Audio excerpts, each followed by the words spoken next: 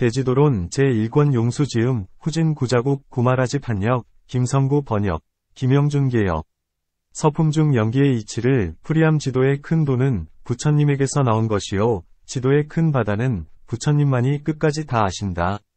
지도의 실상 이치는 부처님만이 걸림없으시니 지도에 비할 바 없는 부처님께 머리 숙여 귀의합니다. 유무의 두 견해 남음없이 다한 곳이 모든 법의 실상이라고 부처님께서 말씀하셨나니 항상 머물러 무너뜨리지 않으면 번뇌가 깨끗해지기에 부처님께서 소중히 여기신 법에 머리 숙여 귀의합니다. 바다 같은 성인물이 복전 노릇하시나니 유학과 무학들로 장엄하셨네. 뒷몸 받을 애욕의 영원히 다하시고 내 것이란 집착멸의 뿌리까지 없어졌네. 세간의 모든 사업 이미 다 버리시고 갖가지 공덕이 머무는 곳이니 온갖 무리 가운데서 으뜸이 되시기에 참되고 깨끗한 대덕승께 머리 숙여 귀의합니다. 일심으로 삼보를 공경하고는 세상을 구제하는 미륵 등과 지혜가 으뜸이신 사리불과 다툼 없는 공을 행한 수보리께도 경례합니다. 대지도 피안의 실상의 이치를 내가 이제 힘을 다해 연설코자 하오니 원컨대 여러 대덕 거룩한 지혜 갖춘 이들이여 한마음 잘 모아서 나의 말을 들으시라. 문.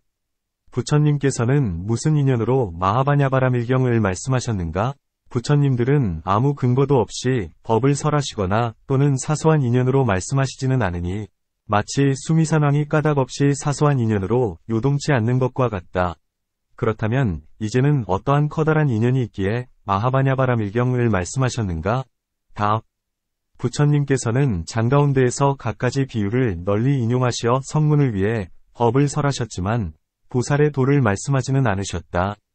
오직 중화암, 본말경에서 부처님은 미륵이여 그대는 오는 세상에 부처를 이루리니 이름을 미륵이라 하리라 고 수기하셨으나 역시 갖가지 보살행을 말씀하지는 않으셨다. 부처님은 이제 미륵 등을 위해 보살의 행을 자세히 말씀하시려는 것이니 그러므로 마하바냐바라밀경을 설하시는 것이다.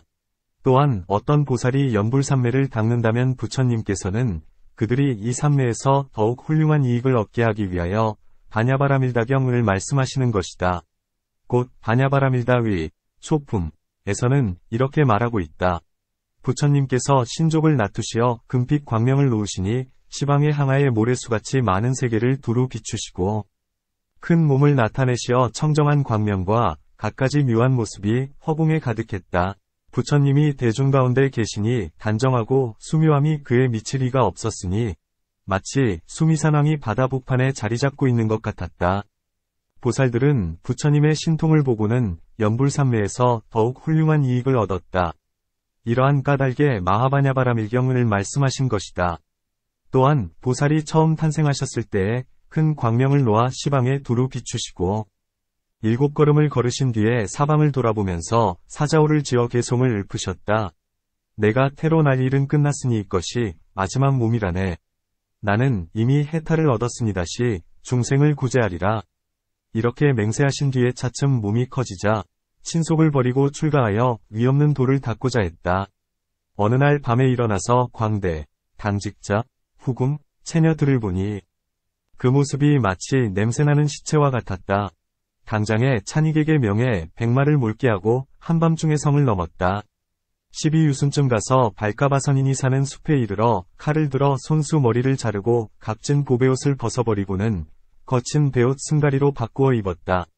미련서나 강가에서 6년 동안 고행하셨으니 하루에 참깨 한 알 혹은 쌀 한 토를 드시다가 여기는 돌을 닦을 곳이 아니로다라고 생각하셨다.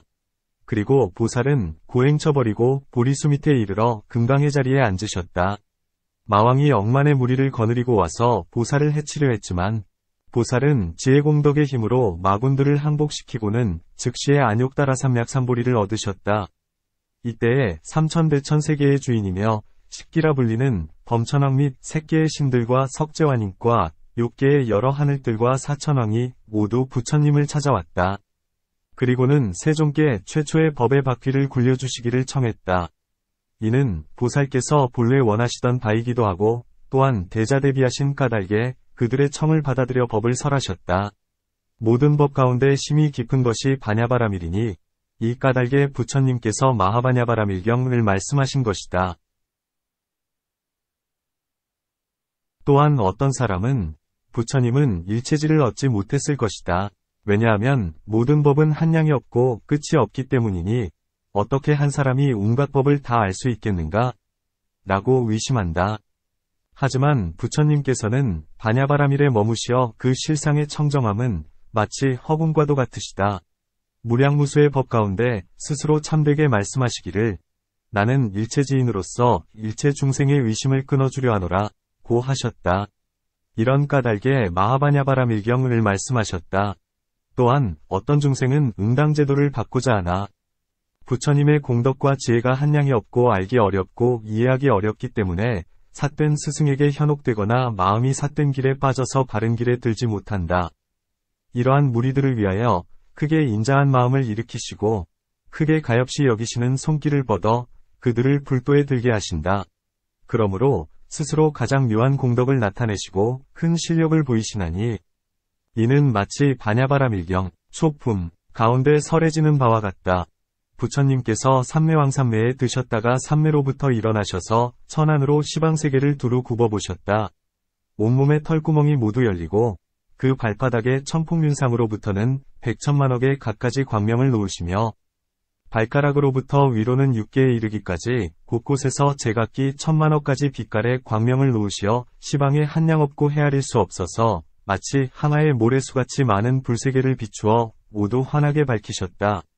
곧 부처님께서는 삼매에서 일어나셔서 온갖 법의 실상을 연설해 보여 일체 중생의 의혹을 끊어주려는 까닭에 반야바라밀경을 말씀하신 것이다. 또한 어떤 사악한 사람은 질투심으로 부처님을 비방하기를 부처님의 지혜라도 인간과 다르지 않다. 다만 환수를 부려 세인을 현혹시킬 뿐이다. 라고 한다.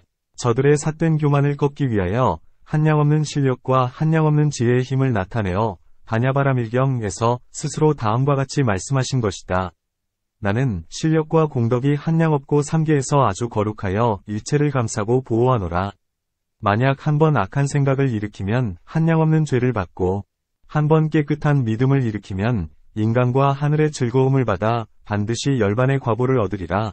또한 사람들로 하여금 법을 믿고 받아들이게 하기 위하여 다음과 같이 말씀하셨다. 나는 큰 스승이노라. 멱과 무에소를 지녔고 성주가 머무를 자리에 안입해서 마음이 자제로우며 능히 사자오를 내어 묘한 법륜을 굴리니 일체의 세계 가운데 가장 존귀하고 가장 높으니라. 또한 불세종께서는 중생들로 하여금 기뻐하는 마음을 일으키게 하기 위하여 이 반야바라밀경을 설하시어 그대들은 응당 크게 기뻐하는 생각을 내거라. 왜냐하면 일체 중생이 모두 삿된 소견의 그물에 들어 잘못된 가르침이나 삿된 스승에게 미혹당하지만 나는 온갖 그릇된 스승과 삿된 그물에서 벗어나게 하기 때문이다. 력을 갖춘 대사는 만나기 어렵거늘 그대들은 이제 만났노라. 나는 때를 맞추어 품품 등 모든 의미 깊은 법의 창고를 열어 보이려 하노니 그대들 마음대로 가져갈 일이니라 고 하셨다. 또한 일체의 중생들이 결사라는 병으로 괴로워하지만 무시의 생사 이래 아무도 이 병을 고쳐주는 이가 없었다. 항상 외도나 그릇된 스승에 현혹되고 있기에 나는 이제 세상을 벗어나는 대위왕이 되어 온갖 법의 약을 다 모았으니 그대들은 이 약을 먹어보라 하셨다. 이런 까닭에 부처님께서 마하바냐바라밀경을 말씀하신 것이다. 또한 어떤 사람은 이렇게 생각한다. 부처님은 사람과 다름이 없다. 생사도 있고 실로 굶주림, 목마름, 추위, 더위, 늙음, 병듦 등의 괴로움을 겪는다. 부처님은 그들의 이러한 생각을 끊어주기 위하여 마하바냐바라밀경에서 나의 몸은 헤아릴 수 없으며 범천왕 등 모든 하늘의 할아버지이다. 항아의 모래수만큼 많은 겁을 두고 나의 몸을 생각하거나 나의 음성을 찾으려 해도 끝내 얻을 수 없으니 하물며 나의 지혜나 삼매이겠느냐 라고 말씀하시고는 개송을 읊으셨다. 모든 법의 진실한 모습을 모든 범천왕들과 온갖 천지의 주인들 모두가 미혹하여 알지 못하네. 이 법은 심히 깊고 묘하여야 할 이가 업것만 부처가 나타나서 모두 보여주노니 마치 밝은 해가 비치는 것과 같도다. 또한 부처님께서 처음으로 법륜을 굴리실 때 즉시의 보살들이 다른 세계에서 와서 부처님의 몸을 헤아리려 했으나 위쪽 허공으로 한량없는 불세계를 지나 화상불세계에까지 이르러서도 부처님의 몸은 전과 다름없어 보였다. 그러므로 그 보살이 다음과 같이 개송을 읊었다. 허공이 끝이 없듯이 부처님, 공덕도 그러하시니 부처님 몸을 재어보려 했으나 공연한 헛수고에 그쳤네. 위로 허공 세계에 한량없는 세계를 지났으나서 가무니 사자의 몸을 보건대 여전히 다름이 없으시네. 부처님의 몸매는 황금산 같아 큰 광명을 뿜어내시고 상호 스스로 장엄스러워 봄날이 꽃을 피우듯 하시네. 부처님의 몸매가 한량이 없듯이 광명과 음성 역시 한량이 없으시고개, 정, 해 등 모든 부처님의 공덕들도 모두가 한량이 없다. 밀접경에서 말씀하신 밀과 같으니 여기에서도 마땅히 자세히 말해야 할 것이다. 또한 부처님께서는 처음 탄생하실 적에 땅에 닿으시자마자 7걸음을 걷고는 스스로 발언하셨으며 말이 끝남에 곧 침묵하셨다. 그리고는 보통의 어린아이로 돌아가 걸어다니거나 말하는 일이 없었으니 젖먹여 기르는 새해 동안을 여러 어머니의 보살핌으로 차츰차츰 자라났다. 그러나 부처님의 몸은 수요가 없어서 모든 세간을 초월했건만 중생을 위하는 까닭의 범부와 똑같은 자취를 보이셨다. 무릇 사람이 태어날 때는 몸의 각 부분인 감관과 의식이 이루어지지 않았으므로 몸의 4가지 위에인 앉고 눕고 다니고 멈추고 말하고 침묵하는 따위의 갖가지 인간의 법을 모두 알지 못하다가 세월이 흐름에 따라 차츰차츰 배워 익혀 비로소 인간의 법을 갖추거늘 지금의 부처님은 어찌하여 태어나시자마자 말도 하고 다니기도 하시더니 나중에는 하시지 못했는가 하여 이를 괴이하게 여긴다. 다만 이러한 일을 이룸은 방편의 힘으로써 인간의 법을 행하심을 나타내시어 사람들의 위와 같게 하신 것이니 중생들로 하여금 깊은 법을 믿게 하셨을 뿐이다. 만일 보살이 탄생하실 때에 바로 다니거나 말을 했더라면 세상 사람들이 이렇게 생각했을 것이다. 지금 이 사람을 보건대 세상에는 드문 일이다. 분명히 하늘의 용이거나 귀신으로 그가 배우는 법은 우리들이 미칠 바가 아니리라. 왜냐하면 우리들의 나고 죽는 육신은 결과 사이 업보에 얽매여 자유롭지 않기 때문이니 이렇게 깊은 법을 어찌 알겠는가? 이렇게 스스로 절망하기 때문에 성현의 법기를 이루지 못하나니 이런 사람을 위하는 까닭에 남빈이 동산에 태어나신 것이다. 비록 보리수 밑에서 불도를 이루셨으나 방편의 힘으로써 아기, 어린이, 소년, 어른이 됨을 드러내셨으니 여러 때에 걸쳐 차례로 즐거움과 기회를 얻고 욕을 누리시어 인간의 법을 갖추셨다. 나중에는 차츰차츰 노, 형, 사이 괴로움을 보고는 싫어하는 생각을 내어 한밤중에 성을 넘어 출가하여 울특가와 아라라 선인에게로 가서 제자가 됨을 보이셨으나 끝내 그들의 법을 행하지는 않으셨다.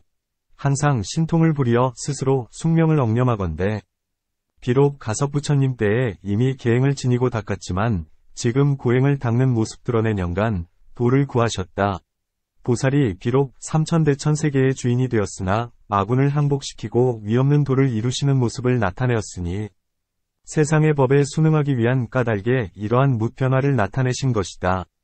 이제 이 바나바라밀경에서 이러한 큰 신통과 지혜의 힘을 나타내었기 때문에 사람들은 마땅히 부처님의 몸이 세간의 모든 것을 훨씬 초월하신 줄 알아야 한다. 또한 어떤 사람은 제도될 만한데도 2가지 치우침에 떨어져 있으니 혹은 지혜가 없는 까닭에 몸의 즐거움만을 구하거나 혹은 유의의 길에 치우친 까닭에 고행 닦기에만 집착한다. 이러한 사람들은 제1의 가운데에 열반의 바른 길을 잃는다. 부처님께서는 이렇게 2가지 치우침에서 구현의 중도에 들게 하기 위하여 아하바냐바라밀경을 말씀하신 것이다. 또한 생신과 법신에 공양하는 과보를 분별하는 까닭에 아하바냐바라밀다경을 말씀하셨으니 사리타품 가운데 말씀하신 바와 같다. 다시 아비발치와 아비발치의 모습을 설명하려는 까닭에 말씀하셨으며 또한 마라의 환술과 마라의 일 때문에 말씀하신 것이다. 다시 미래의 사람들이 바냐바라밀에 공양할 인연이 되게 하기 위한 까닭에 또는 승의 기별을 주기 위해서 이 바냐바라밀경을 말씀하셨나니 부처님께서 아난에게 말씀하셨다. 내가 열반에 든 뒤에 이 바냐바라밀이 남방으로 갈 것이고 남방에서 다시 서방으로 갈 것이며 뒤에 100세 동안에는 북방에 이를 것이다.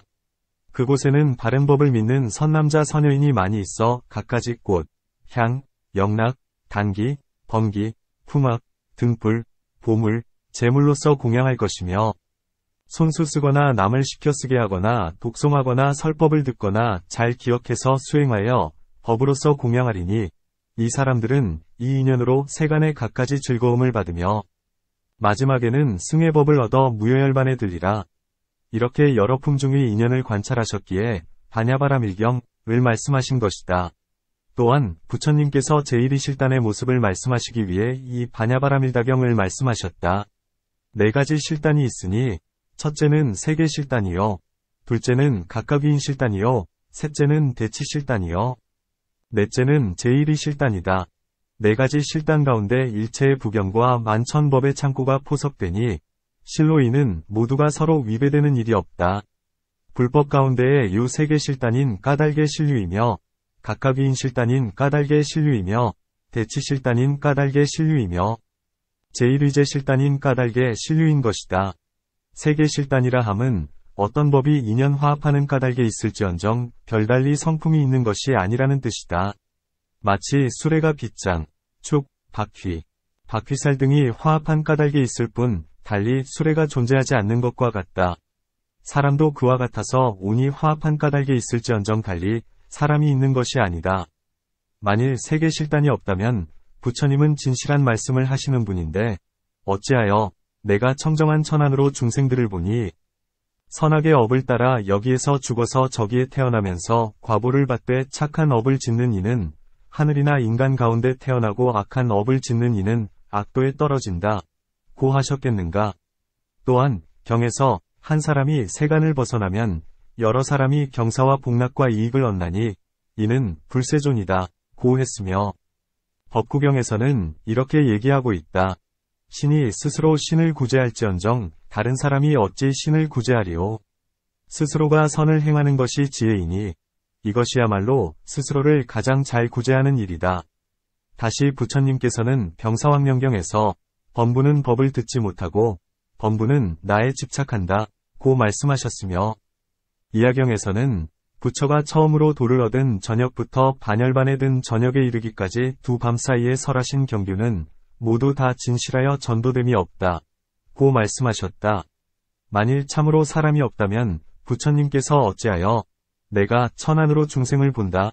고 하셨겠는가? 그러므로 마땅히 알아야 하니 사람이 있다는 것은 세계실단인 까닭이지 제1위 실단이 아니다. 문. 제1위 실단은 진실하고 진실하기 때문에 제1이라 한다면 나머지는 진실치 않다는 것인가?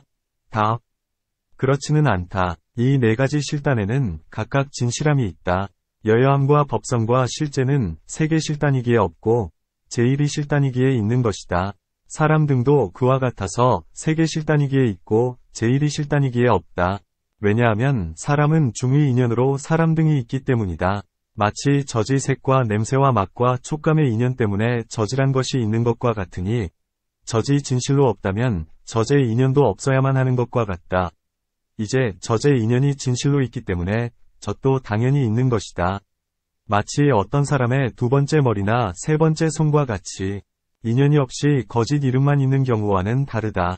이러한 모습을 세계실단의 모습이라 한다. 어떤 것을 각각위인실단이라 하는가? 사람들의 마음씨를 관찰해서 설법해주는 것이니 한 가지 일에 대하여 듣는 이도 있고 듣지 않는 이도 있기 때문이다.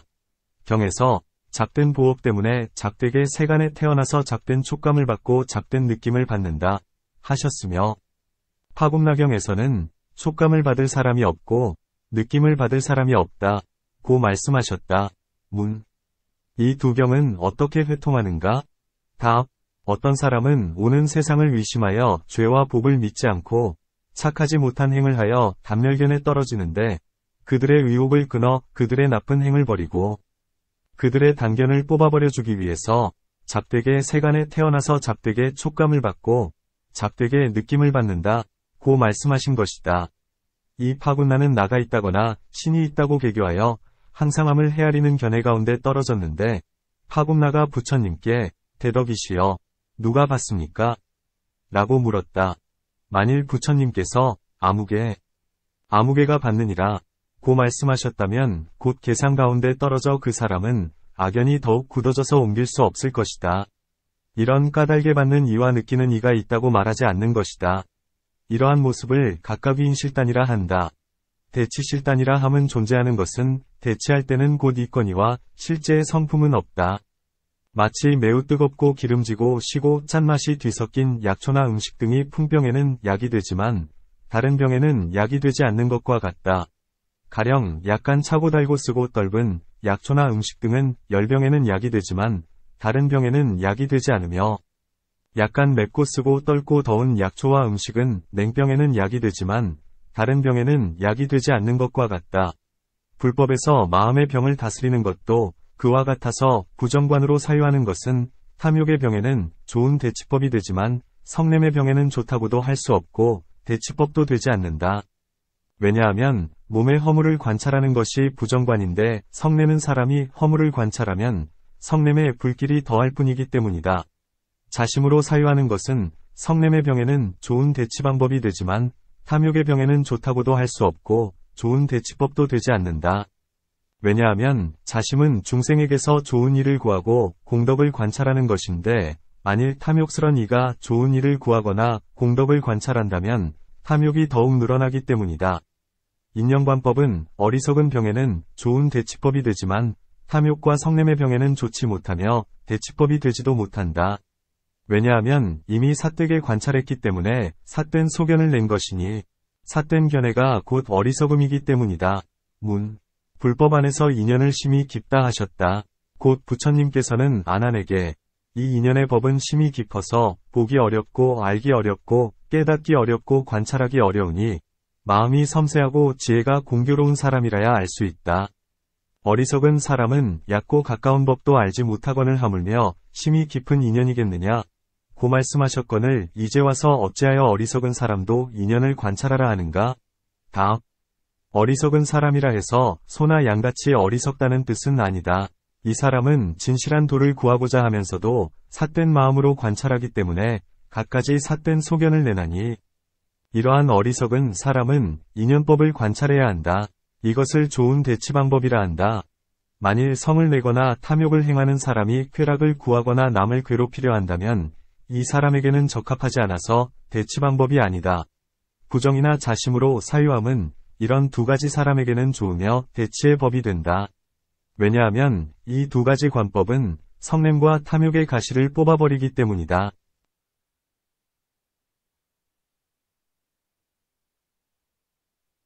또한 영원함에 집착하는 전도된 중생은 모든 법이 비슷하게 상속함을 알지 못한다. 이러한 사람이 무상을 관한다면 이는 대치실단은 될지언정 제1이 되지 않는다. 왜냐하면 일체법은 자성이 공하기 때문이다. 개송에 이런 것이 있다. 무상한 것을 항상하다고 보면 이것을 뒤바뀜이라 한다. 공한 가운데는 무상도 없거니어디에서 항상함이 있음을 보랴. 문. 온갖 만들어진 것이 모두 무상의 모습이라면 응당 무상이야말로 제1일 것이거늘 어찌하여 무상이 진실이 아니라 하는가? 온갖 유의의 법은 생, 주, 멸의 모습이니 먼저는 생하고 다음은 머무르고 나중에는 멸한다. 그러니 어찌 무상이 진실치 않겠는가? 답. 유의의 법에 세 가지 모습이 있을 수 없다. 왜냐하면 세 가지 모습이 진실치 않기 때문이다. 만일 모든 법의 생, 주, 멸이 유의의 모습이라면 지금의 생 가운데에도 세 가지 모습이 있어야 하리니 생이 유의의 법인 까닭이다. 이와 같이 낱낱 곳에 역시 세 가지 모습이 있어서 끝이 없을 것이며 주와 멸도 그러할 것이다. 만일 모든 생, 주, 멸에 각각 다시 생, 주, 멸이 없다면 유의의 법이라 할 수 없다. 왜냐하면 유의법의 모습이 없기 때문이다. 이런 까닭에 모든 법이 무상하다 함은 제1의 실단이 되지 못한다.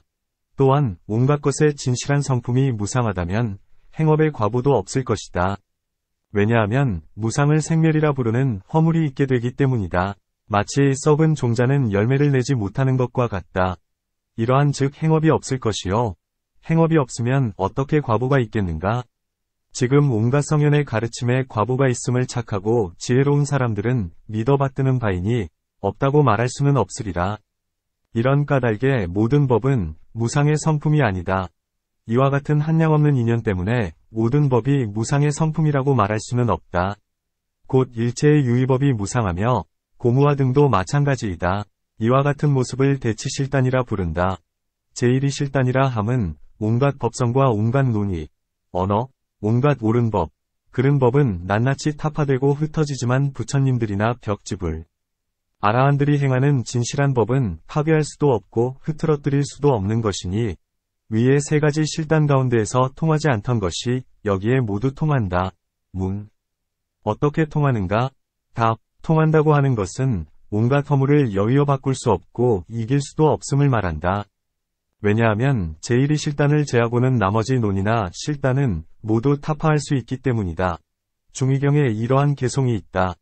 제각기 자기의 견해에 의해 부질없이 싸움을 일으키나니 그들이 그른 줄 알기만 하면 그는 바른 견해를 아느니라.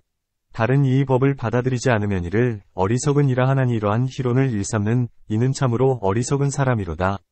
자기의 견해가 옳다고 여겨 온갖 희론을 일으키고 이를 맑은 지혜라 한다면 맑은 지혜 아닌 이 없으리.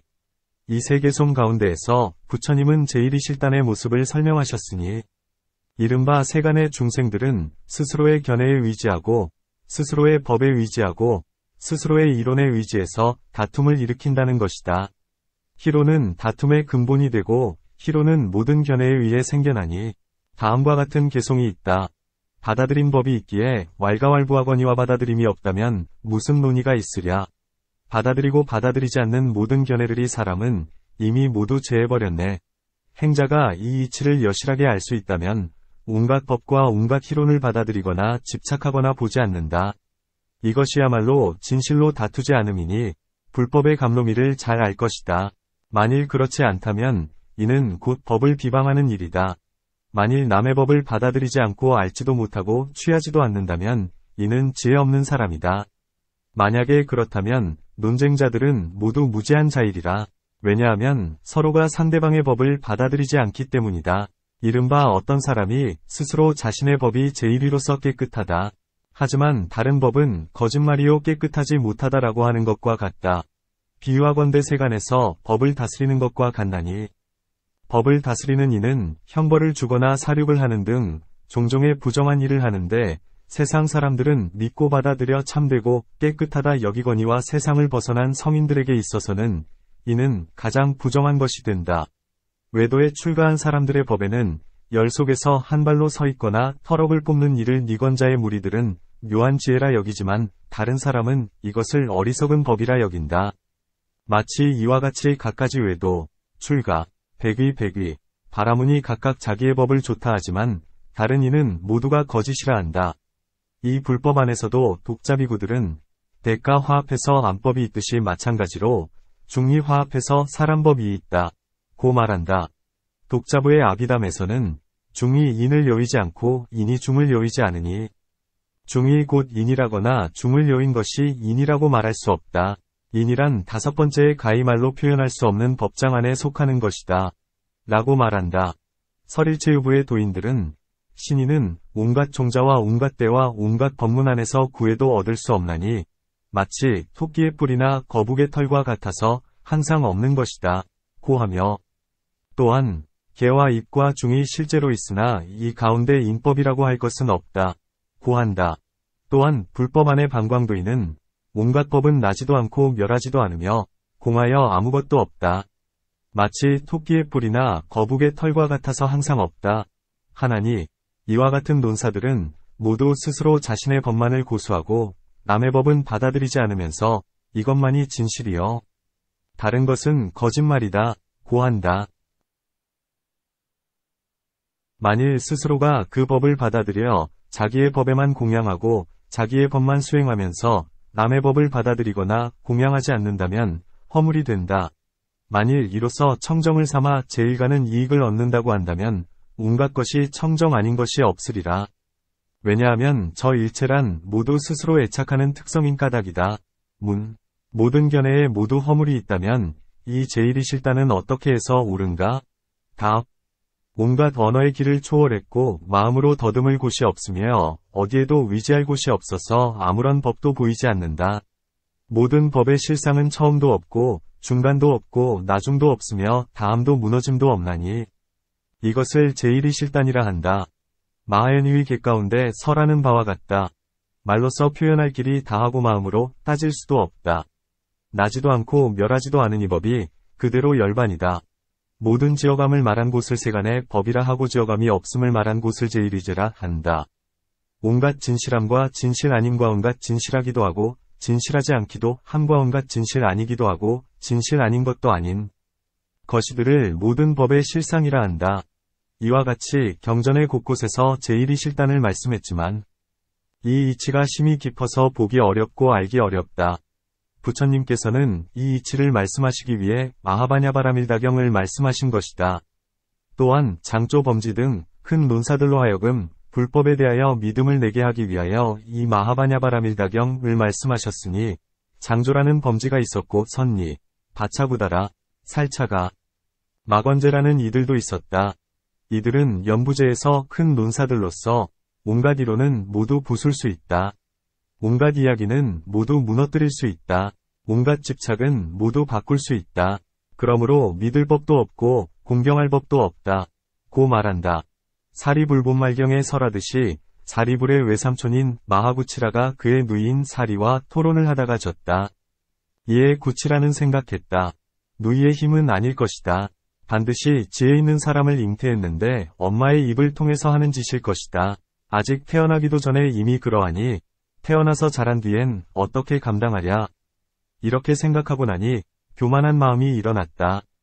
그는 널리 논의해보기 위해 출가하여 범지의 몸으로 남천축에 들어가서 경서를 읽기 시작하니 사람들이 물었다. 그대 범지는 무엇을 구하려는가? 그리고 어떤 경서를 배우는가? 장조가 대답했다. 18가지 대경을 모두 다 읽고자 한다. 사람들이 말했다. 그대의 수명이 다하더라도 한 가지도 알기 어렵겠거늘 하물며 어찌 다 알겠는가? 이때 장조가 생각했다. 지난날 교만을 부리다가 누이에게 졌는데 지금 또한 이 여러 사람들에게 멸시를 당하는구나. 이 2가지 일 때문에 스스로 맹세했다. 나는 맹세코 손톱을 깎지 않으리니 반드시 18가지 경서를 다 읽으리라. 사람들은 긴 손톱을 보고 그를 장조범지라 부르게 되었다.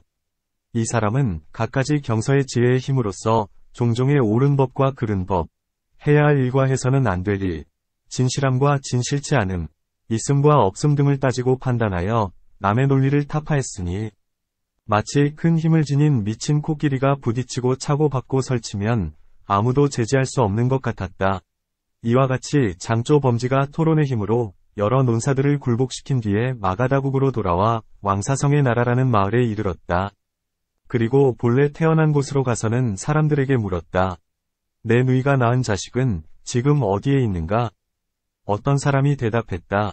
그대 누님의 아들은 8살에 모든 경서를 다 읽은 뒤에 16살이 되자 토론으로서 모든 사람을 이겼소.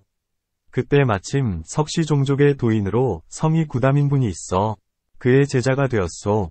장조가 이 말을 듣자 교만한 생각을 내어 믿을 수 없다는 듯이 이렇게 말했다.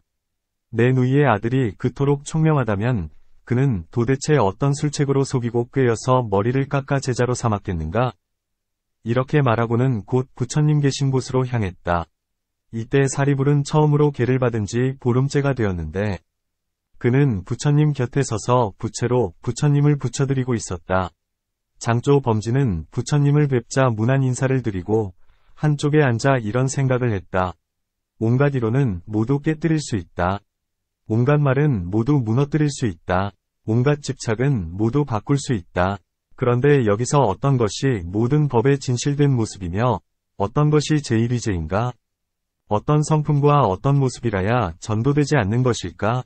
하지만 이처럼 생각해 봐도 마치되에 가운데에서 살피나 바닥을 찾을 수 없는 것 같이 아무리 찾으려 해도 진실로 마음을 기울여 들어갈 만한 법이 하나도 없다. 도대체 그는 어떠한 이론으로 누이의 아들을 제자로 삼았을까? 이런 생각을 한 뒤에 부처님께 말했다. 구담이시여. 나는 온갖 법을 받아들이지 않습니다. 부처님께서 말씀하셨다. 장조야, 그대가 온갖 법을 받아들이지 않는다 하는데 그렇다면 그 견해는 받아들이는가? 부처님께서 물으신 뜻은 그대가 이미 사견의 독약을 마셨기에 지금 그 독기를 뿜어 말하기를 온갖 법을 받아들이지 않는다 했지만 그렇다면 지금의 이러한 견해를 그대는 받아들이는가? 하신 것이다. 이때 장조 범지는 마치 좋은 말이 채찍 그림자만 보아도 얼른 깨닫고 곧 바른 길로 들어서는 것 같이 그 역시 이와 같았으니 부처님의 말씀이라는 채찍의 그림자의 마음이 영입하게 되어 당장의 교만함을 버리고 뉘우치면서 고개를 숙여 이렇게 생각하였다. 부처님은 내게 2개의 지는 문을 제시했다. 만일 내가 이 견해를 받아들인다 하면 이 지는 문은 거칠기 때문에 여러 사람이 알고서 스스로 온갖 법을 받아들이지 않는다 하더니 이제는 어찌하여 그 견해를 받아들인다 하는가 하리라. 이는 망어를 눈앞에 드러내미니 거칠게 지는 문으로 여러 사람이 다 알게 된다. 2번째 지는 문은 미세하니 나는 이것을 받아들여야겠다. 왜냐하면 많은 사람들이 알지 못하기 때문이다. 이렇게 생각하고는 부처님께 대답했다. 구다미시여, 나는 온갖 법을 받아들이지도 않으며 이 견해 또한 받아들이지 않습니다. 부처님께서 범죄에게 말씀하셨다. 그대가 온갖 것을 받아들이지 않고 그 견해 또한 받아들이지 않는다 하니 그렇다면 아무것도 받아들이는 것이 없어서 범부와 다를 것이 없거늘 어찌하여 그토록 도도하게 교만을 부리는가? 이에 장조범지는 대답하지 못한 채 스스로 졌음을 알고는 곧 부처님의 일체제 앞에 공경하는 마음과 믿는 마음을 일으켜 스스로 이런 생각을 했다.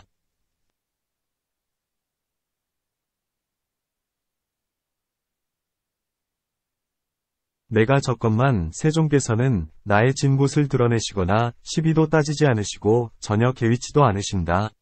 부처님의 마음은 부드러우시고 으뜸가게 청정하시니 온갖 말과 논의의 근거가 멸하고 크고 깊은 법을 얻게 하신다. 이것이야말로 공경할 만하다. 마음이 청정하기가 으뜸이니 부처님께서는 법을 설하시어 삿된 소변을 끊어주는 까닭이다. 그리고는 앉은 자리에서 객진을 여의고 때를 여의어 모든 법에 대하여 법의 눈이 맑아졌다.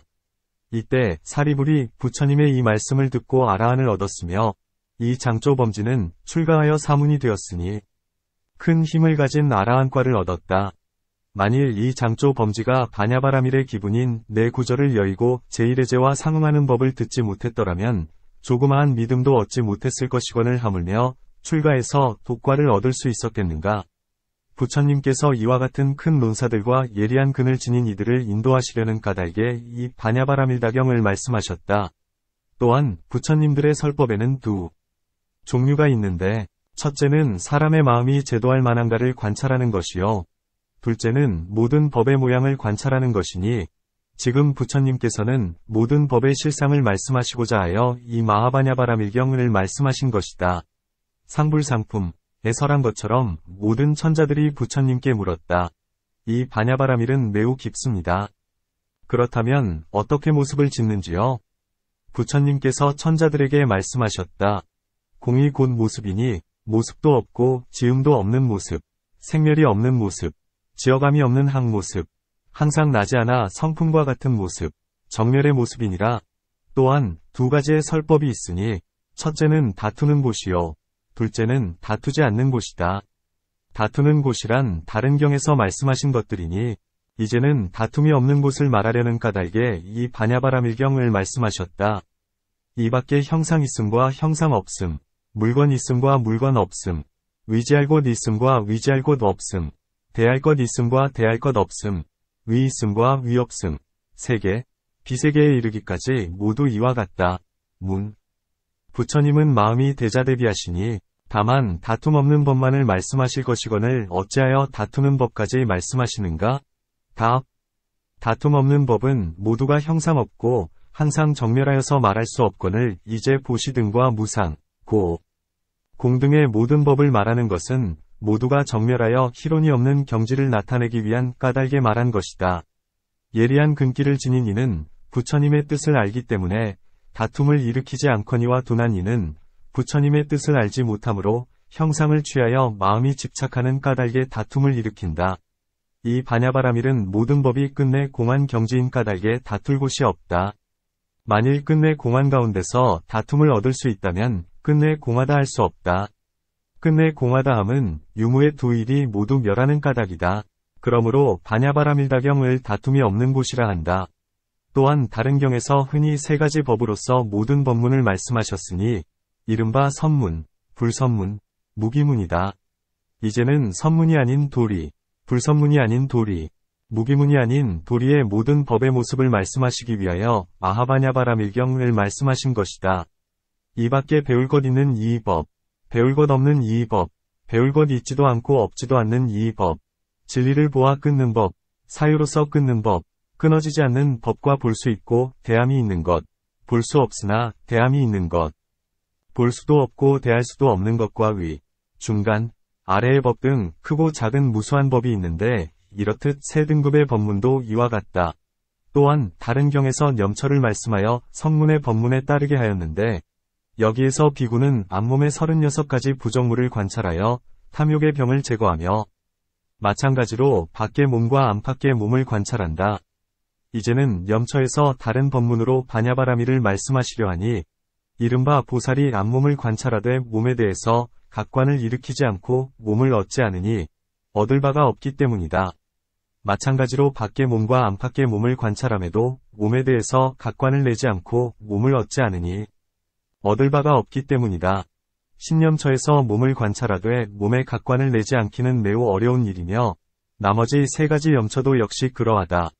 점근, 여위족, 선, 제 등의 각가지 내수로 이루어진 법문도 그러하다. 또한 다른 경에서 부처님은 중의 무상, 고, 곰, 무아상을 말씀하셨는데 지금 여기에서는 중을 다른 법문으로 말씀하시기 위하여 바나바라밀경을 말씀하셨다. 부처님께서는 수보리에게 보살이 만일 색은 항상하다고 관찰에 행한다면 바냐바라미를 행하는 것이 아니면 수, 상, 행, 식은 항상하다고 관찰에 행한다면 바냐바라밀다를 행하는 것이 아니다.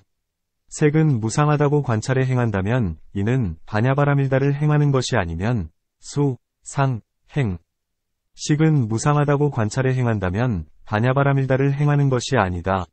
하셨다. 이 밖에 수중수, 도 등 각가지 5수로 된 법문들도 모두 이와 같으며 그 밖에 에서 무량한 법문에 이르기까지 모두 이와 같다. 마하바냐바라밀이 한량 없고 끝이 없듯이 바냐바라밀의 인연을 말하는 일 역시 한량 없고 끝이 없다. 이 일은 광배하기에 이제 간략히 마하바냐바라밀다의 인연법을 말하기를 마친다. 초품 중 여시아문일시를 풀이함경 이와 같이 나는 들었다. 어느 때 논, 문, 모든 불경에는 어찌하여 첫머리에 이와 같이라고 말하는가? 답. 불법의 큰 바다는 믿음으로 들어갈 수 있고 지혜로 건널 수 있다. 이와 같이라고 함은 곧 믿음이니 만약에 마음속에 믿음이 청정한 사람이 있다면 이 사람은 불법에 들어갈 수 있다. 하지만 믿음이 없다면 불법에 들어갈 수가 없다. 믿지 않는 자는 이 일은 이와 같지 않다 하니 이는 믿지 않는 모습이거니와 믿는 이는 이 일은 이와 같다 한다. 마치 쇠가죽이 부드러워지기 전에는 꺾어 구부릴 수 없는 것과 같나니 믿음이 없는 사람 역시 그와 마찬가지이다. 하지만 쇠가죽이 이미 부드러워진 뒤에는 마음대로 사용할 수 있나니 믿음이 있는 사람 역시 그와 같다. 또한 경에서 믿음에 대해 손과 같다 하셨는데 마치 손이 있는 사람은 보배산에 들어가서 마음대로 보물을 취하는 것과 같다. 믿음이 있는 사람 역시 이와 같아서 불법의 무루의 끈, 역, 각도, 선정이라는 보배산에 들어가서 마음대로 취하는 것이다. 믿음이 없는 이는 마치 손이 없는 것과 같다. 손이 없는 이는 보배산에 들어가도 아무것도 취할 것이 없는 것과 같이 믿음이 없는 이는 불법의 보배산에 들어가도 아무것도 얻을 것이 없다. 부처님께서 어떤 사람이 믿음이 있으면 이 사람은 나의 큰 법의 바다에 들어와서 사문의 과위를 얻어 헛되지 않으리라. 머리 깎고 물든 가사를 입었지만 만약에 믿음이 없다면 이런 사람은 나의 법의 바다 속으로 들어올 수가 없느니라. 마치 죽은 나무가 꽃이나 열매를 맺지 못하듯이 사문의 과위를 얻지 못하리니 비록 머리를 깎고 물든 옷을 입고 갖가지 경전을 읽고 갖가지 진리를 묻거나 대답할 수 있어도 불법 가운데에서는 전혀 얻는 바가 없으리라. 그러므로 이와 같이 나는 구절이 불법의 첫머리에 있나니 좋은 믿음의 상징인 까닭이다. 또한 불법은 깊고도 멀어서 부처님이라야 비로소 알 수 있나니 어떤 사람이 믿음이 있으면 비록 당장에 부처를 이루지는 못하더라도 믿음의 힘 때문에 불법에 들어갈 수 있는 것이다. 범천왕이 부처님께 최초의 법륜을 굴려주시기를 청하면서 다음과 같이 개송을 읊었다.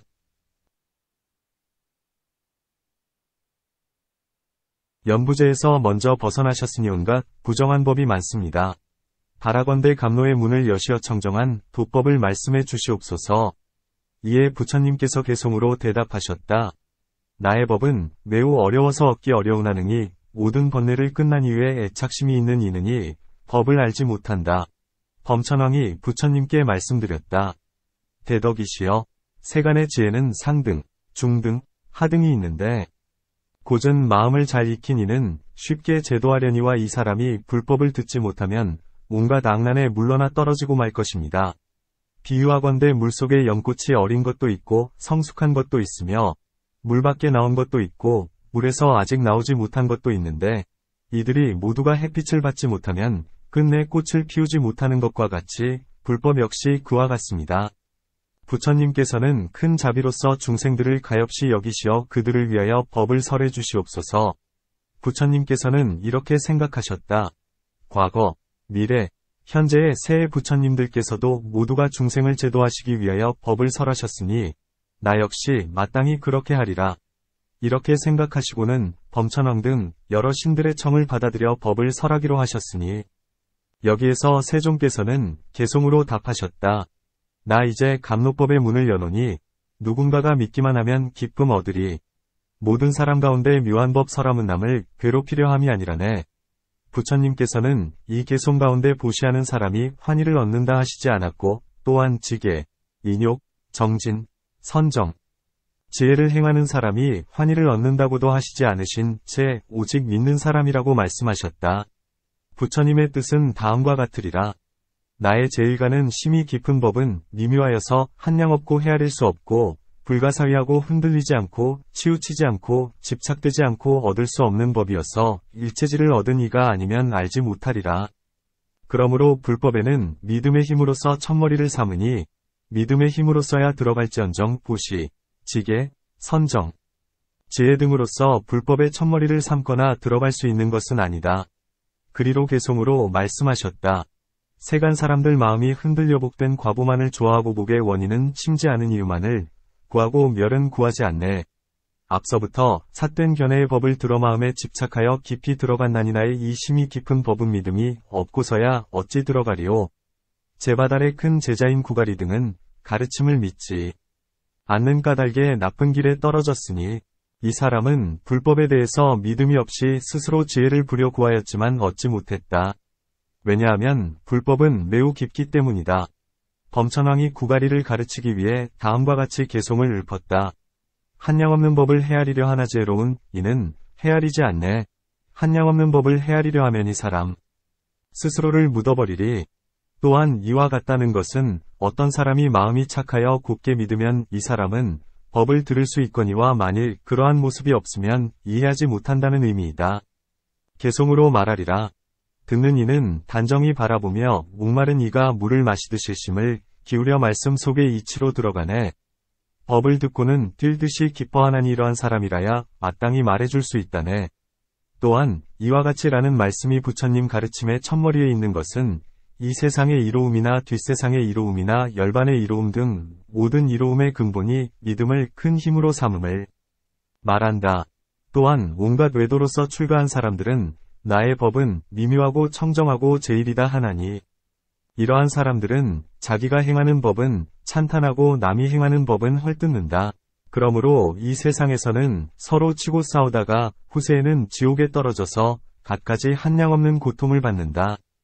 개송으로 말하리라. 자기의 법을 사랑하는 물듬 때문에 다른 이 법을 헐뜯나니 비록 계행을 지키는 사람이라도 지옥의 고통을 벗어나지 못하리. 이는 불법 안에서 모든 애착과 모든 소경과 모든 암안을 버리고 남김없이 끊어 집착하지 않는 것이다.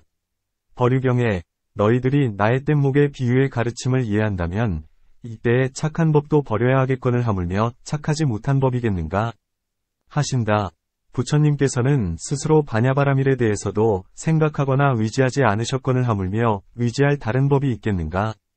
그러므로 불법의 첫머리에 이와 같이라고 한 것이니 부처님의 뜻은 다음과 같으리라. 나의 제자는 법에 애착하지 않고 법에 물들지 않고 패거리를 짓지 않고 오직 괴로움을 여위어 해탈하기만을 구해 모든 법의 모양을 희론하지 않는다. 아타바기경에서 막언제가계송으로 따져 물었다. 결정적인 모든 법에서 어지러이 갖가지 생각을 냈다가 안팎에 모든 것을 모두 버리고는 어떻게 도를 얻을 수 있으리까? 부처님께서 대답하셨다. 결코 듣고 알고 느끼는 것도 아니오게를 가짐으로써 얻는 것도 아니고 보고 듣는 것.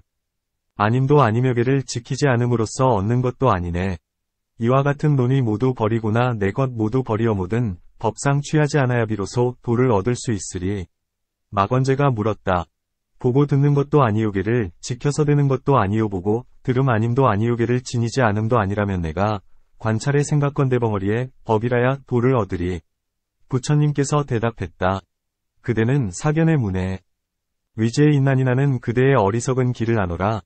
그대가 망상을 보지 않는다면 그때엔 저절로 벙어리가 되리라. 또한 나의 법은 진실이고 다른 법은 망어이다. 나의 법은 제일이고 다른 법은 진실치 못하다 한다면 이는 투쟁의 근본이다. 이제 이와 같다 고하는 뜻은 사람들에게 다툼 없는 법을 보임이니 남이 말한 바를 듣고는 그 말한 사람에게 머물미 없다는 뜻이다. 그러므로 모든 경전의 첫머리에서 이와 같이라고 이르는 것이다. 이와 같다는 이치를 이상으로서 간략히 설명해 마친다. 이제 나라고 함을 설명하리라.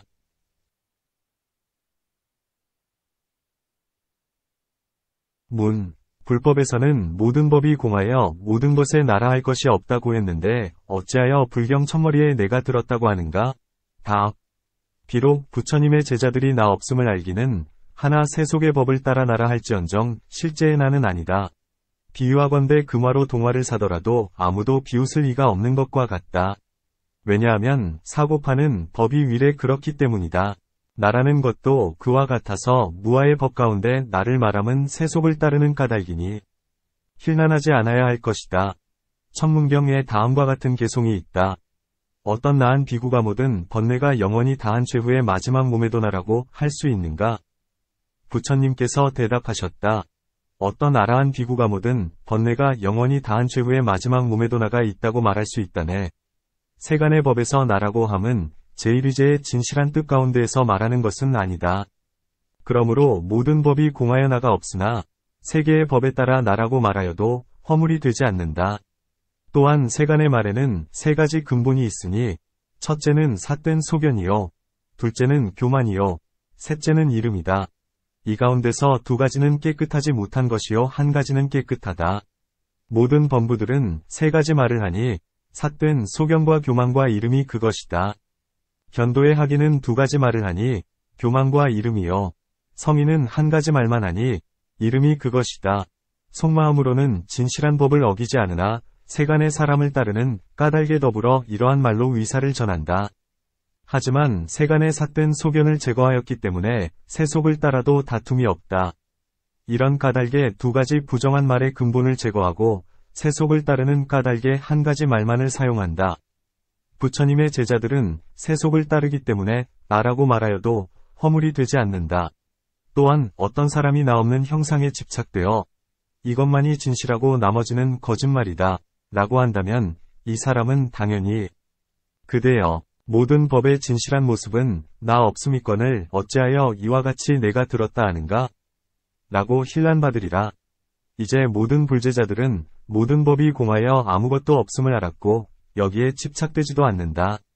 또한 모든 법의 실상에 집착되었다고도 말할 수 없거늘 하물며 나 없는 법에 마음이 집착되리오. 그러므로 어찌하여 나라고 말하는가? 라며 힐난해서는 안 된다. 중론에서 개송으로 말했다.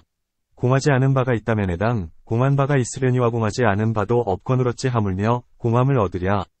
보통 사람들은 공하지 않음을 보고 또한 다시 공함도 보지만 보는 것이 곧 보지 않는 것이니 이것이 진실로 열반임을 보지 못한다. 불의에 안 온 법문이 모든 사견을 깨뜨리나니 부처님들이 행하시는 경지라야 이를 무아의 법이라 한다. 나라는 뜻을 간략히 설명해 마친다. 이제 듣는다 함을 설명하리라. 문. 듣는다는 것은 어떻게 듣는가? 귀로 듣는가?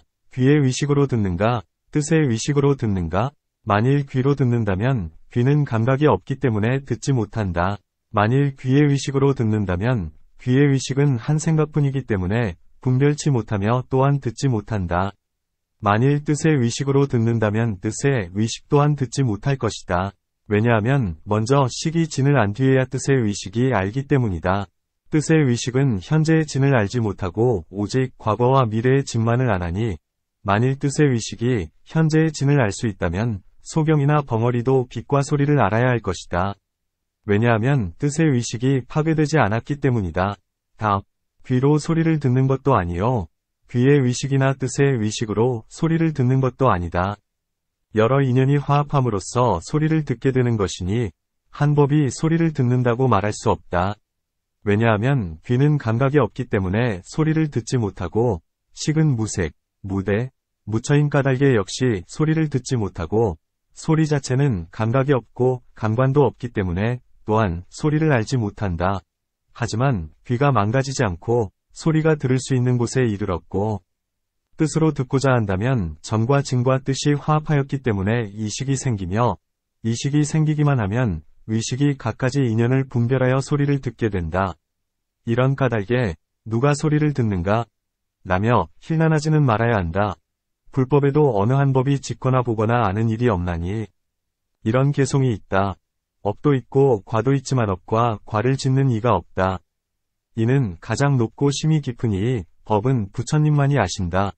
공하지만 단절됨은 아니요상속하지만 항상함도 아니다. 죄와 복 또한 잃지 않으니 이런 법을 부처님이 말씀하셨다. 들었다 함을 간략히 풀이하여 마친다. 이제부터 어느 때 라함을 설명하리라. 문.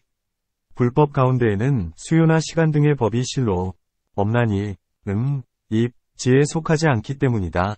그렇다면 어찌하여 어느 때라 하는가? 답. 세속을 따르기 때문에 어느 때라 하여도 허물이 없다.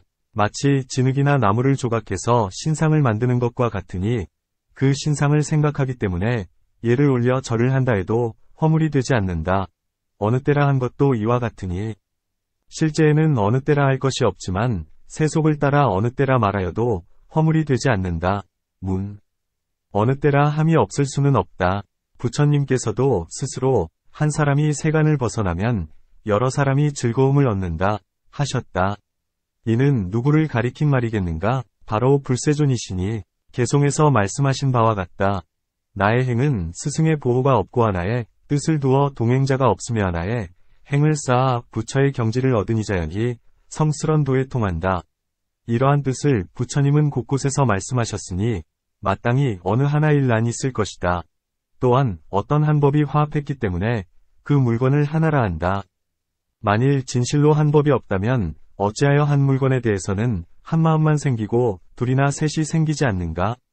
또한 두 물건에 대해서는 두 마음만 생기고 하나나 셋은 생기지 않으며 세 물건에 대해서는 세 마음만 생기고 둘이나 하나가 생기지 않는가? 만일 진실로 모든 수요가 없다면 어느 한 물건에 대해서도 두 마음이 생겨야 할 것이요. 두 물건에 대해서도 한 마음이 생기기도 하여야 할 것이다. 이와 같이 미루어 3, 4, 5, 6에 이르기까지 모두 그러하다. 그러므로 결정코 알게 되니 한 물건 안에 한 법이 있고 이 법이 화합하기 때문에 한 물건에서 한 마음이 생기리라. 답. 만일 어느 하나와 물건이 하나라든지 혹은 하나와 물건이 다르다든지 한다면 이 둘에는 모두 허물이 있다. 문. 어느 하나가 있음들 무슨 허물이 되는가? 답. 가령 하나의 병이라 하면 이는 하나의 이치가 된다. 마치 인재리와 석가가 역시 하나라는 이치가 되어야 하는 것과 같다. 그렇다면 어디에나 하나가 있는 곳엔 응당 모두가 병이어야 된다. 비유하건대 인재리가 있는 곳마다 석가가 있는 것과 같다. 지금 옷 따위의 모든 물건도 모두가 병이어야 하리니 하나의 병과 한 가지이기 때문이다. 이와 같다면 곳곳마다 하나는 모두 다 병이어야 하리니 병의 경우와 같이 옷 따위들도 모두가 한 물건이어서 다른 차별이 없어야 한다. 또한 하나가 수요에 속하는 법이라면 병도 역시 수요의 법이어야 한다. 병의 몸에는 5가지 법이 있으니 병에도 5가지 법이 있어야 한다. 병에는 모양도 있고 몸도 있으므로 하나에도 모양과 몸이 있어야 한다. 만일 어디서나 하나를 병이라 할 수 없다면 이제 병과 하나라는 수요는 하나로서 같다고 말할 수 없을 것이다. 하나라고 한다면 병이 포함되지 않고 병이라고 한다면 하나가 포함되지 않나니 병과 하나는 다르지 않기 때문이다. 또한 하나를 말하려면 병을 말해야 되고 병을 말하려 해도 역시 하나를 말해야 되리니 이와 같다면 혼돈이 생긴다. 문. 하나라 할 때의 허물이 그렇다면 다르다 할 때는 어떤 허물이 있는가? 답. 만일 하나와 병이 다르다면 병은 하나가 아닐 것이요. 병과 하나가 다르다면 하나는 병이 아닐 것이다. 만일 병과 하나가 합친 것을 하나라 한다면 이제 하나와 병이 합친 것은 어찌하여 하나라 하지 않고 병이라 하는가? 그러므로 병은 하나와 다르다 할 수 없다. 문. 비록 하나라는 수요와 합하기 때문에 병이라고는 하지만 그렇다고 하나가 병이 되는 것은 아니지 않는가? 답. 모든 수요의 첫머리가 하나이다. 하지만 하나는 병과 다르니 그러므로 병을 하나라 하지 못하는 것이다. 하나가 없기 때문에 많음도 없다. 왜냐하면 먼저가 하나이고 나중이 많음이기 때문이다. 이와 같이 다름 가운데서는 하나라는 것도 없다. 그러기에 두 부문에서 한 법을 구하여도 얻을 수 없으니 얻을 수 없건을 어떻게 입의 경지에 속하겠는가? 다만 불제자들은 세속의 말을 따르기 때문에 어느 하나라고 하거니와 실제로는 집착하지 않으면서 수요의 법이나 명자가 있다고 아는 것이다. 그러므로 불법에서는 한 사람, 한 스승, 어느 한때라 하여도 삿된 소견의 허물에 빠지지 않는다. 어느 하나를 풀이에 마친다. 이제 때에 관해서 설명하리라. 문. 천축에서 시간을 말할 때 두 종류가 있으니 하나는 가라요, 또 하나는 산마야이다. 그런데 부처님은 어찌하여 가라로 말씀하시지 않고 산마야로 말하는가? 답. 가라로 말한다 하여도 역시 위문이 있다. 문. 가볍고 쉽게 말하기 위해서는 가라로 해야 된다.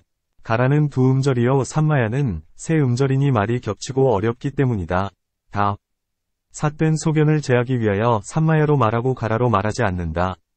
또한 어떤 사람은 온갖 천지에 좋고 나쁜 것은 모두가 때로서 원인을 삼는다 고 말했으며 시경에서는 이렇게 개송으로 말하고 있다. 때가 오면 중생이 이거지고 때에 이르면 재촉을 하고 때가 능히 사람을 깨우친다. 그러므로 때가 원인이 된다. 세계는 수레바퀴 같아 때가 변함은 바퀴가 굴러감과 같은 이 사람도 수레바퀴와 같이 오르락내리락 하게 된다. 문. 어떤 사람은 비록 천지에 좋고 나쁜 모든 물건을 때가 만드는 것은 아니지만 그러나 때는 변치 않는다. 이는 실제로 있는 것이나 때의 법칙은 섬세하여서 볼 수도 없고 알 수도 없지만 꽃이나 열매 따위의 결과에 의하여 때가 있음을 안다. 작년이나 금년의 오래고 가깝고 더디고 빠른 모습을 보기만 하면 때는 보지 못하더라도 때가 있음을 알 수는 있다. 왜냐하면 결과를 보면 원인이 있음을 알 수 있기 때문이다. 그러므로 때의 법칙이 있나니 때의 법칙은 무너지지 않기 때문에 항상하다, 고한다. 답. 진흙 덩어리는 현재의 때요. 흙이나 먼지는 과거의 때요. 병은 미래의 때다. 때의 모습이 항상한 까닭에 과거의 때는 미래의 때가 되지 못한다. 그대들의 경서의 법에서 때는 한 물건이라 했다. 그렇기에 과거의 세상은 미래의 세상이 되지 못하고 역시 현재의 세상도 되지 못한다. 잡된 과거이기 때문이다. 과거의 세상에는 역시 미래의 세상도 없으니 그렇기에 미래의 세상이 없다. 현재의 세상 역시 그러하다. 문. 그대가 과거의 흙과 먼지의 때를 용인하는 경우 만일 과거의 때가 있다면 반드시 미래의 때도 있어야 한다. 그러므로 때의 법칙은 실제로 있다. 답. 그대는 내가 이미 말한 것을 듣지 못했는가? 미래 세상은 병이요. 과거 세상은 흙과 먼지이다. 미래의 세상은 과거 세상을 만들지 못하니 미래 세상의 모습에 떨어진다면 이는 미래 세상의 모습의 때이건을 어찌 과거의 때라 하겠는가? 그러므로 과거의 때도 없다. 문. 어찌 때가 없는가? 반드시 때가 있다. 현재에는 현재의 모습이 있고 과거에는 과거의 모습이 있고 미래에는 미래의 모습이 있다. 답. 만일 새 세상의 때에 모두 자상이 있어야 한다면 모두가 현재의 세상일 뿐이요. 과거나 미래의 때는 없어야 한다. 만일 지금 미래가 있다면 미래라 부르지 않고 응당 현재라 일컬어야 될 것이다. 그러므로 이 말은 맞지 않다. 문. 과거의 때와 미래의 때는 현재의 모습 속의 행이 아니다. 과거의 때는 과거의 세상에서 행해지고 미래의 세상은 미래의 때에서 행해진다. 그러므로 각각의 법상에는 때가 있는 것이다. 답. 만약에 과거가 다시 지나갔다고 한다면 곧 과거의 모습을 깨뜨리게 되며 과거가 비과거라면 과거의 모습이 없게 된다. 왜냐하면 자상이 버려지기 때문이다. 미래의 세상 역시 그러하다. 그러므로 때의 법이란 진실함이 없거늘 어찌 하늘과 땅에 좋고 나쁜 것들과 꽃 열매 등 모든 물건을 내겠는가? 이러한 갖가지 방법으로 삿된 소견을 제하기 위하여 가라로 말하지 않고 사마야로 말한 것이다. 과계와 입의 생례를 보고서 거짓으로 때라 말했으나 달리 때가 있는 것이 아니다. 이른바 방위와 때, 여윈과 합함, 하나와 다름, 긴과 짧음 따위의 명칭이 나옴에 범부는 마음으로 집착해서 이것을 실제로 존재하는 법이라고 한다. 이런 까닭에 세간의 명칭과 언어의 법을 제거해버리는 것이다. 만일 때가 없다면 어찌하여 때에 맞는 음식은 먹어도 좋다 하고 때에 맞지 않는 음식은 먹지 말라 함이 곧 개가 되는가? 답. 나는 이미 세간의 명칭의 법에는 때가 있지만 실제의 법이 아니라고 했다. 그대는 따져 묻지 말라. 또한 이 비니 가운데 결계의 법은 세속의 법으로서 실제로 있지만 제1위제의 실다운 법의 모습은 아니다. 나라는 법의 모습은 실로 얻을 수 없기 때문이다. 또한 여러 사람이 가책하는 까닭이며 또는 불법을 보호하여 오래 보존시키고자 해서 제자들의 예법을 제정하려는 까닭에 3계의 세종께서는 모든 계를 제정하셨다. 그러니 여기에서 어떠한 진실이 있는가? 어떠한 명칭이 있는가? 어떤 것이 상응하는가? 어떤 것이 상응치 않는가? 어떤 것이 법으로서 여실한 모습인가? 어떤 것이 법으로서 여실치 않은 모습인가? 라고 구하지 말아야 한다. 이러한 까닭에 이 일을 비난해서는 안 되는 것이다. 만약에 때에 맞는 음식, 때에 맞는 약, 때에 맞는 옷이 모두 가라가 아니라고 한다면 이들은 어찌하여 사마야로 말하지 않는가? 답. 이것은 비니 가운데 설해진 것으로 속인 백의은 듣지 못한다. 외도가 어떻게 듣고서 삿된 소견을 내겠는가? 다른 경은 통틀어 누구나 들을 수 있으니 그렇기에 산마야를 말하여 그들로 하여금 삿된 소견을 내지 않게 했다. 산마야는 거짓으로 때를 이름 지은 것이며 때 역시 거짓 이름이다. 불법에는 대개 산마야로 말하고 가라로 말한 경우는 적다. 적다고 해서 힐난하지 말라. 이와 같이 내가 들었다. 어느 때라는 5어구의 뜻을 각각 간략히 설명해 마친다.